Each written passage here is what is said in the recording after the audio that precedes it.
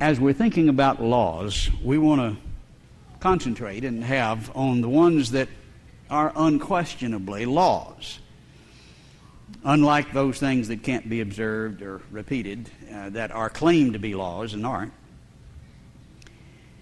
And the point we've tried to make is you see it everywhere. Certainly in the world around us, we have this from our own experience, and we see it even in the fossil record, or certainly we see a downhill process. I think we see it very obviously in the earth itself. As we look around us rather dramatically, we see erosion taking place. Is this going uphill or downhill? It's much more downhill than we realize. In fact, we spend a good bit of time measuring how much sediment is being transported by the rivers to the oceans. And you can put the little measuring devices in the mouths of the rivers and multiply times the flow, and you get an idea of how much sediment is being delivered. 27.5 billion tons is being delivered to the ocean by the rivers every year. Now that number doesn't mean a whole lot, but let's put it this way. That's enough to fill a freight train that would reach all the way to the moon and halfway back. Every year, dumped in the ocean. Now that's not an uphill process, is it? It's dumping the continents in the ocean. Now, there's a lot of mass in the continents, and you can do some pretty quick, simple calculations to see how long this could go on, and we wouldn't have continents, and it's not very long. The Earth's been here supposedly 4.5 billion years, and you couldn't do it at this rate more than about 14 million. But, of course, we've still got big continents.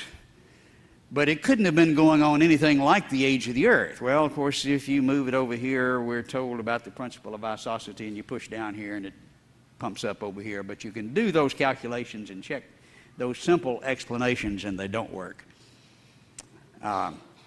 Sometimes they try to explain it in terms of seafloor spreading, and it accounts for about 1/8 of the total problem. It's going downhill. It's just like everything else. When we look in the heavens, I think we see one of the most dramatic examples of this process. While the evolutionist says everything in the world is going uphill, everything in the world and the universe around us is doing just the opposite. You see astronomers that talk about stellar evolution and galactic evolution, and everything they talk about is going uphill, when the fact is it's opposite. You go out on an average night, a good observer can observe about 100 of these little shooting stars, we call them. Little bits of matter that are burning themselves up as they crash into the atmosphere. Here is probably something that's come apart in the universe and now is coming into the atmosphere and burning itself up. This is dramatically downhill. Some of them are very dramatic, as we see them in meteor showers. This is a Linoid meteor shower. This is one that approached the sun several years ago and came back around this way, coming apart and then crashing often into a heavenly body. Here, like the moon, on our side, on the backside, unprotected from the earth, its atmosphere, it's just been beat to a pulp. Again, this is not an uphill process. Something's come apart, something's crashed in, it no longer is in existence, and we see this on Mercury, and we see it on Mars. We see huge craters, and this is evidence of downhill everywhere we look.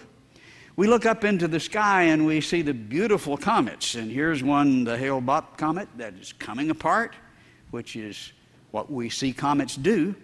This is the Ikeya-Sika comet from a number of years ago, similar to the Saho 6, one of the sun grazers. Notice NASA's description.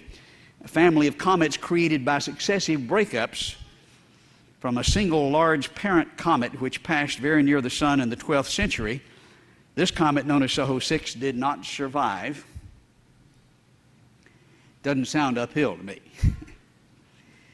Fred Whipple of the Smithsonian Astrophysical Observatory, one of the leading experts on comets in the world, in his book Mystery of Comets, says comets tend to split in pieces, particularly when they're near the Sun or Jupiter, but also when they're quite undisturbed in space. Some comets seem to tire out and die.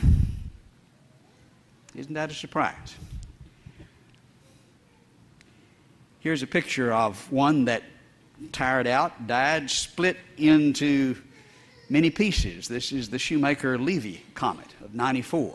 NASA provided us a dramatization of what happened. It crashed into Jupiter, each piece with the force of many megatons of an atomic bomb, just boom, with huge force crashing in. Again, the thing that came apart went downhill and then crashed into the surface. Here on Jupiter's moon Ganymede, we can see this string of craters which indicate something came apart and then boom, boom, boom, boom, the parts crashed one after the other, 13 fragments.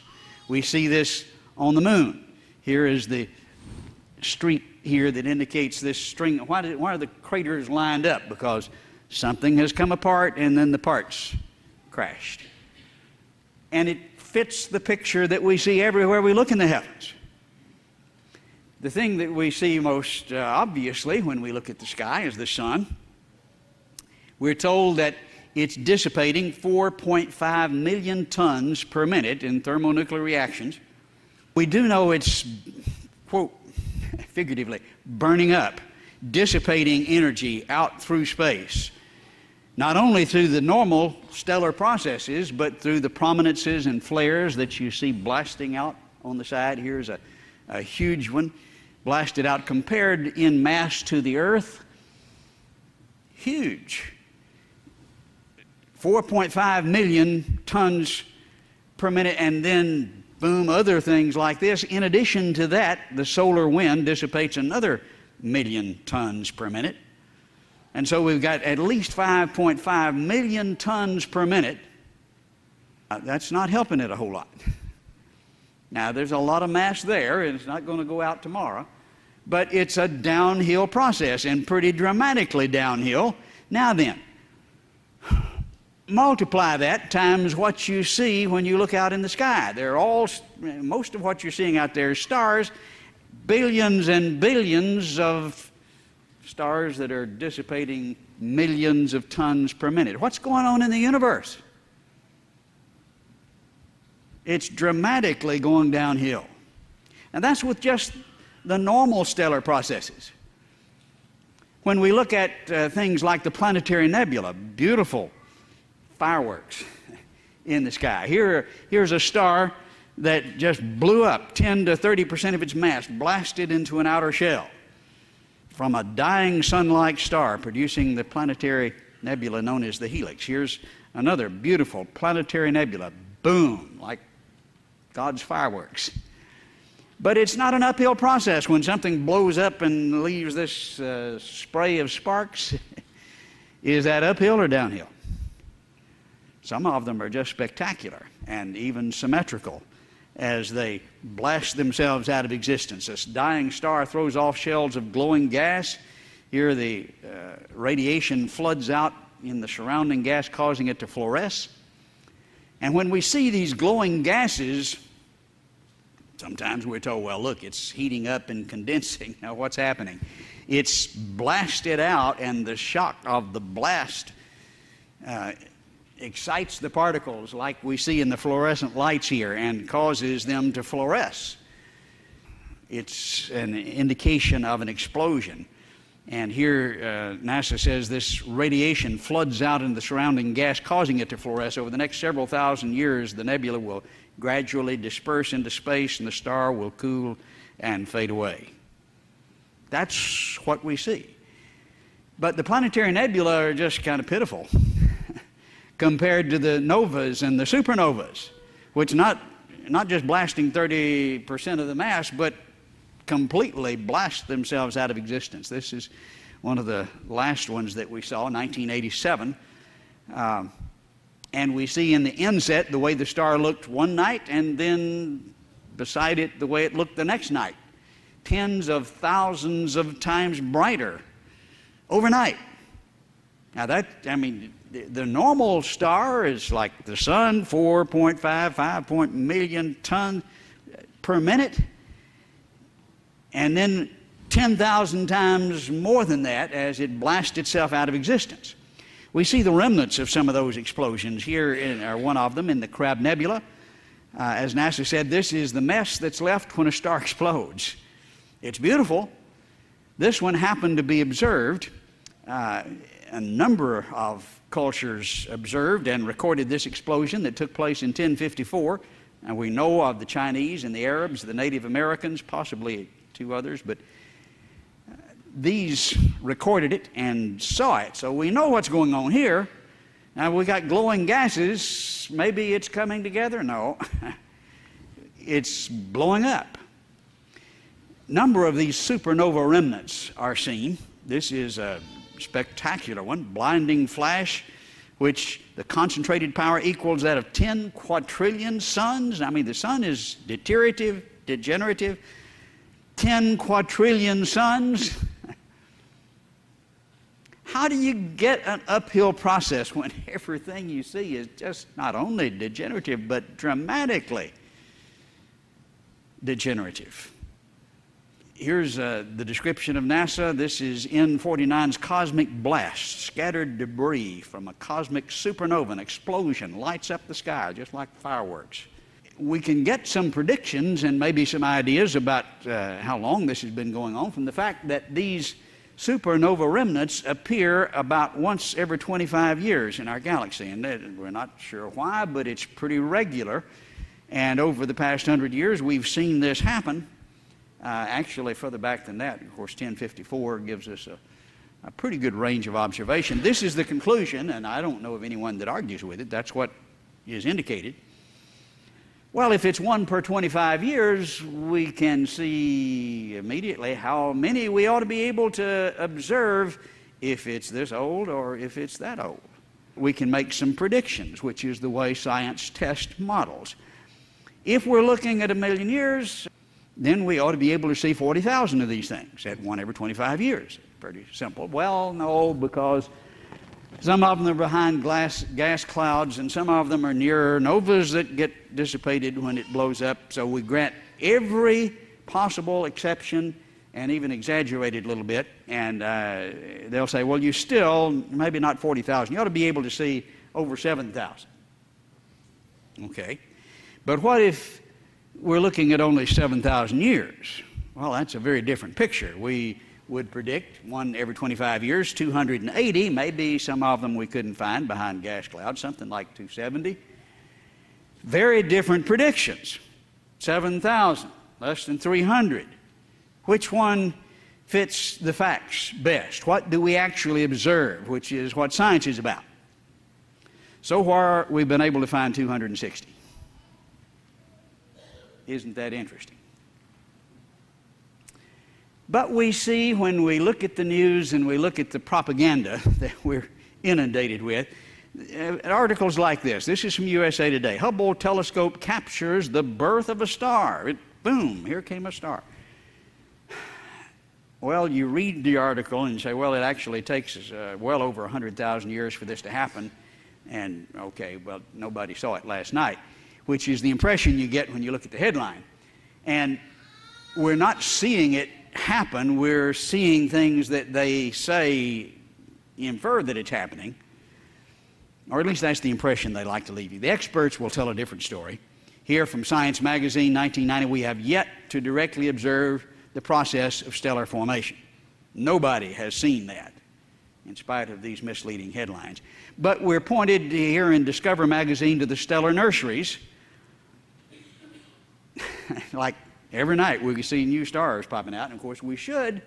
You calculate how many are out there, you ought to be able to see them forming because they're just a mind-boggling amount. We're pointed to the Orion Nebula, spectacular. glowing gases, shock from an explosion. But here's a nursery. Here's where they're just popping into existence, or should be. We hadn't observed it, but this is where it's happening. Just trust us. Here's what NASA calls a star factory. Why? Well, we've got glowing gases. Oh, well, here we've got glowing gases. Yeah, but now we saw this explode in 1054. We know what this is. And so when we see this, that can't be... We got to explain it somehow. And all we can see is glowing gases, and when we know how the glowing gases got there, we know it's not star formation, it's blowing up of a star. J.C. Brandett addresses the problem in his book, Sun and Stars. He says, contemporary opinion on star formation holds that objects called protostars are formed as condensations from interstellar gases. Okay, you turn loose gas from an aerosol can in this room, and the gas just comes together in a little ball up here, doesn't it? Or does it? What happens? It doesn't condense, it spreads out. I mean, we know that. You see the smoke from the campfire come up, and it doesn't gather together in a little ball. It spreads out and dissipates. But here they're imagining that it condenses. Well, the second law says things are going to get more disordered. It's not going to get more ordered. He goes on to say this condensation process is very difficult theoretically. In other words, we can't make it work on paper. No essential theoretical understanding can be claimed.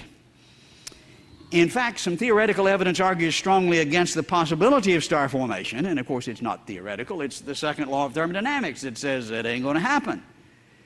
Oh, but you've got gravity that attracts, yes, and that you start compressing gases, and what happens? It heats up and it pushes back, doesn't it? You've got expansive forces as well as the attractive forces, and you can measure both of them. The expansive forces are 60 times greater. And so it's going to come together. Not when the expansive forces are 60 times greater. Yeah, well, I know gravity works and there's an attraction, but measure the two and see which one's going to win. Very powerful evidence argues against this. And while it'll tell you in your earth science textbooks, we know exactly how this happens, the authorities know better. Here, Abraham Loeb for the Harvard Center of Astrophysics. The truth is, we don't understand star formation at a fundamental level. Now, if you're an earth science teacher in high school, you can tell folks, we know. But if you're head of the Harvard Center for Astrophysics, you have to admit, no, we don't have a clue. And I think we know which one is more dependable. Here's another reference from Science 2002. Stars are among the most fundamental building blocks in the universe, and yet the processes by which they're formed are not understood. So don't let the teachers fool you. They don't have. How do you get gas which spreads out to come together? And they don't know. Godfrey Burnbridge, a more frank, very leading authority in our nation on astronomy, says, he's director of the Kitt Peak National Observatory, if stars did not exist, it'd be very easy to prove this is what we expect. But they're burning up in quotes, they're dissipating energy, it's all going downhill. And it's been going on billions of years, there ought not to be any. How do you get them together? Well, you can't in terms of what we know today. All of the authorities that I'm quoting are atheists. They're naturalists. I want to make an exception and refer you to the statement by Dr. George Mulfinger, who has his PhD, recently deceased, but had a PhD in astronomy from Syracuse, but was a creationist. Now, I want to make that distinction. And of course, he referred to the fact that one of the problems is that it's unscriptural. Genesis 2:1 says all the hosts were finished. All the stars and the host of them were finished when God created. So he says, really, there are only three problems, he says, regarding star formation. The first is it's unscriptural. And the second is it's never been observed. And the third is it's theoretically impossible. But aside from those three problems, he says it's a real winner. Which I think is a pretty good analysis. But even those who are atheists say very similar things. We've been talking about stars. Let's multiply the problems in forming stars by hundreds of billions of times, and we see the problem we have explaining galaxies, which not only have the problem of forming the stars in them, but forming the organization, the collectivity of stars. How did they get together when the second law says everything goes the other way? Martin Rees, astrophysicist, writing in the Dallas Morning News a few years ago, says the most basic questions about galaxies are still not understood. If galaxies didn't exist, we'd have no problem explaining that fact. Does that sound familiar? Kind of like a refrain. It's not supposed to be coming together, not naturally. And we see beautiful formations up here, these pinwheel spirals like M51. This forms when the center part turns faster than the outer part, like the ice skater pulls in their arms and spins faster and slows down when the arms of these galaxies act like that. The spiral-shaped wave patterns from the galaxy's center whirl around the core 3 times as often as those 6,000 light years out, says the team. All but guarantees the galaxy's bright inner pinwheel is destined to wind itself up. Now, it doesn't take many turns to just completely wind itself up into this amorphous disk, not like the spiral arm disk. Well, how fast is it winding itself up? Well, it's pretty fast, just a few 100,000 years, not the 20 billion or 15 or 13 billion that they proposed for the age of the universe. It looks like it hadn't turned more than once or twice. Just a few 100,000 years is the most you can get for this. And what really gets difficult is when you look at what's called the barred spiral. And here's this straight bar right across the middle, and it hasn't twisted at all. Just half a turn, and that'd be messed up. And that would take just thousands of years, and there it is. And why in the world do we have bars in the middle of these spirals like this? I think it may be that the Lord's just looking down and saying, nah, nah, nah, nah, nah, nah. You can't explain this. Because just in a short period of time, it would be destroyed. It wouldn't be like that. When we have seen more through the Hubble telescope, it's been anticipated. Now we're going to explain natural origins, but the further we look, the more difficult it's gotten. Here reported in the Dallas Morning News, astronomers, the Space Telescope Science Institute released the deepest ever view of the universe Tuesday. Long duration exposure, reached out to a point just a few million years from the Big Bang. Look way out to just right. We can almost see the beginning out there. And what do we see? A wide range of galaxies. We don't see baby galaxies. We don't see forming galaxies. We see completely mature sizes, shapes, and colors, everything that you see everywhere else. Looking back to the beginning, you should see it gradually forming, not at all what we see. This was reported by Gemini Observatory, showing how this should have developed theoretically from the little baby galaxies, the little seeds, finally to the more mature galaxies that we see with the spiral arms, and pointed out that, well, here's the headlines. The faintest spectra ever raised glaring questions. Why do galaxies in the universe appear so mature? It's massive and mature right back to what they call the beginning.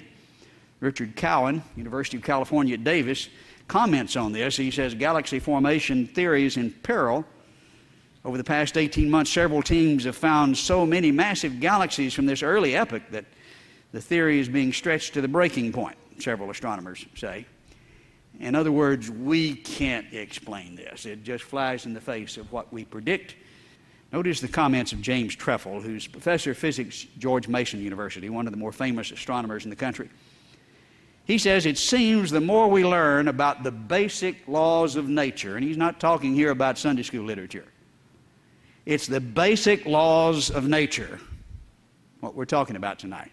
the more those laws seem to tell us the visible matter, the stuff we see, shouldn't be arranged the way it is. That is, if it's old. That is, if you're trying to do it naturally. You can't do it that way. It doesn't work. The stuff we can see shouldn't be arranged the way it is. There shouldn't be galaxies out there at all, and shouldn't be stars out there in the galaxy. On top of that, if there are galaxies, they shouldn't be grouped. Stars are a problem. Groups of stars and galaxies are a problem. Now we got groups of galaxies. Just multiply the multiplication. Galaxy clusters, the Hercules cluster of galaxies, organized. It just multiplies beyond our imagination. The problem of trying to explain it naturally. We hear a lot about this solar system, and especially in the earth science textbooks, they say this all condensed from the nebular cloud. This here's the dust, and it's spun around, and it is condensed into these planets with the sun in the middle. Not a very good fairy tale, which is about the best you can say about it. All kinds of problems. First, the sun has 99% of the mass, where the planets have 99% of the angular momentum. Now, if you're a physicist, you understand, this is all condensing out of the same cloud, and here's the mass, and it's not moving very fast, but these things out here that have virtually none of the mass are just going up a storm relative to the sun. How did they get going so fast when the great mass is just plodding along? You know, that's not going to work. This has a slow spin. The planets have rapid orbital motion, which is not going to condense naturally out of a cloud.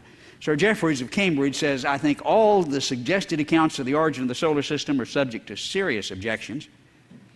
The conclusion in the present state of the subject would be the system cannot exist. That is, naturally, if it's been there for a long time.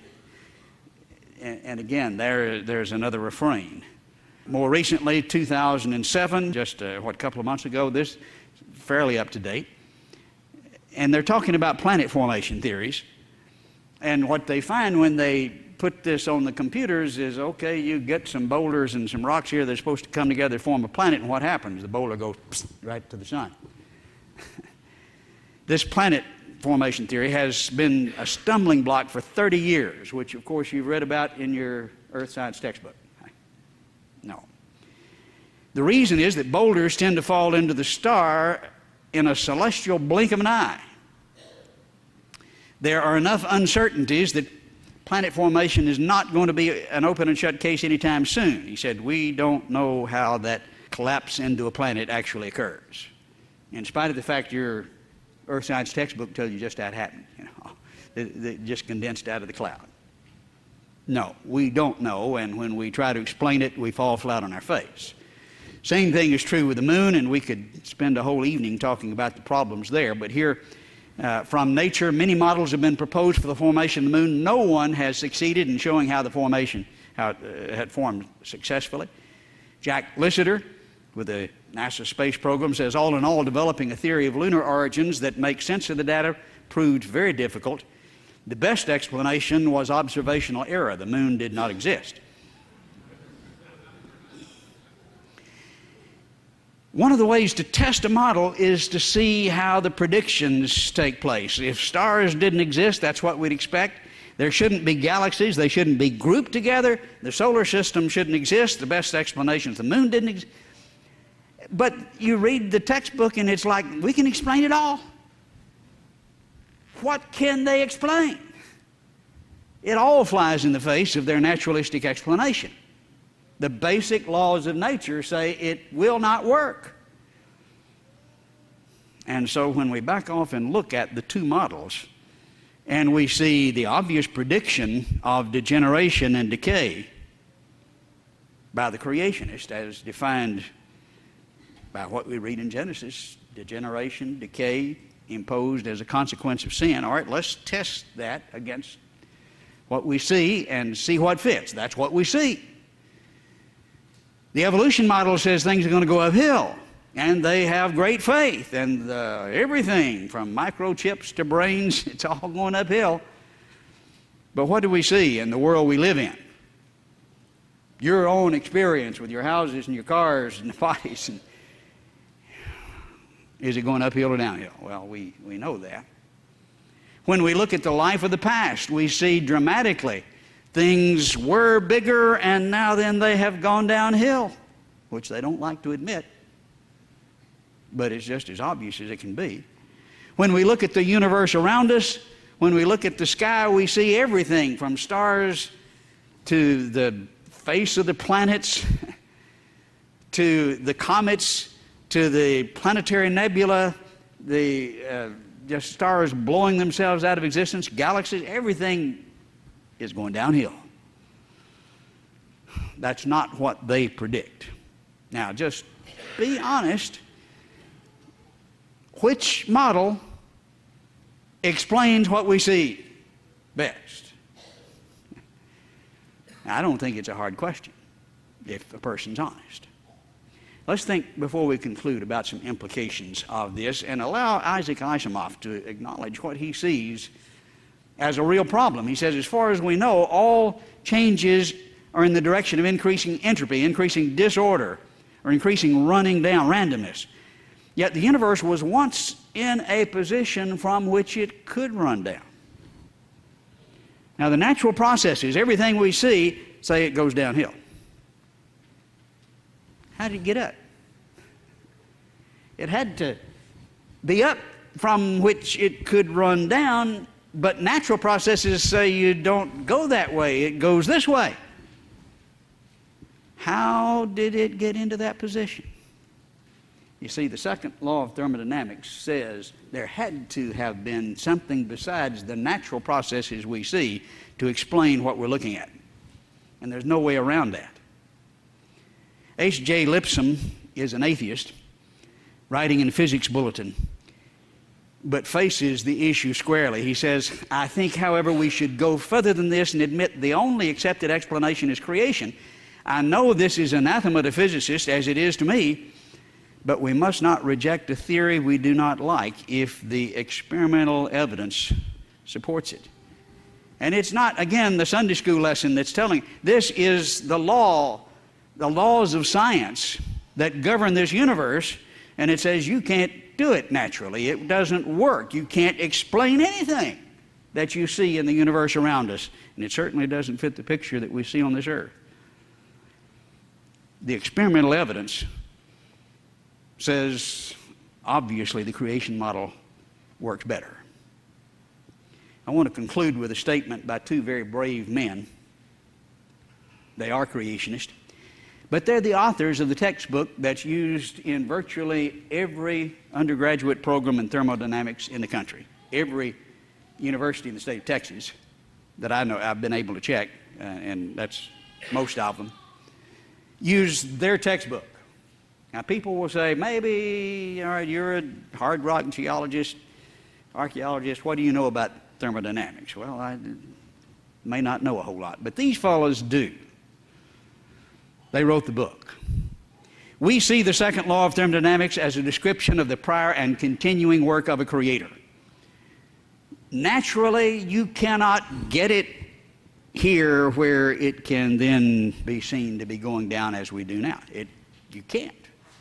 And so that second law that says everything goes down says natural law is not going to account for this. You've got to have something beyond the natural in order to see what we're seeing and see things go downhill. It also holds the answer to our future destiny and that of the universe. It's going down to destruction. And that's clearly implied from the laws of nature, from these fellows who really know what they're talking about.